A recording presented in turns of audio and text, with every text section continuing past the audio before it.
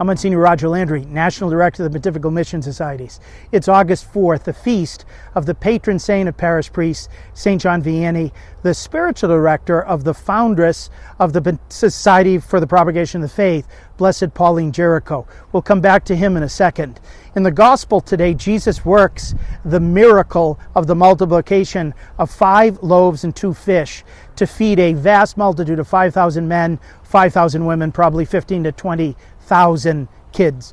We've got a couple lessons in that parable that we should learn for day-to-day life. The first is Jesus, looking with mercy on that whole crowd, turns to his apostles, turns to the early church and says, you give them something to eat. He had formed the entire solar system from nothing at the beginning, could have easily created out of nothing food and drink to serve that whole multitude. But he wanted to involve his church. He wanted to involve us. And he started with the meager offerings of 5 loaves and 2 fish in order to feed that many people. Jesus is always asking for our assistance.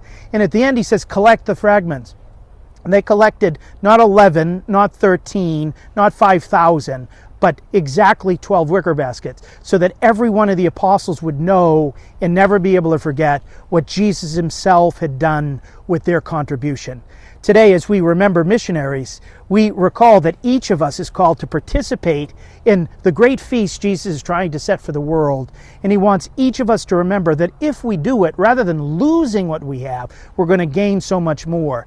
This was the great lesson of St. John Vianney and many of his miracles, especially for the orphanage he had founded. He turned to the Lord, who had worked that miracle in the gospel, and he asked him for help again, and that's what the Lord himself did.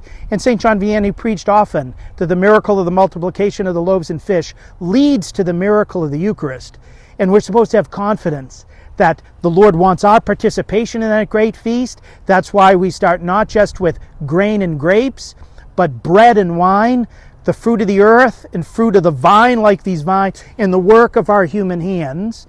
And then he wants us to grasp that if we start to share this with the world, we will be able to feed far more than 25,000 people. St. John Vianney knew and lived this lesson, and he's praying for us to do the same all across the Church's mission. God bless you.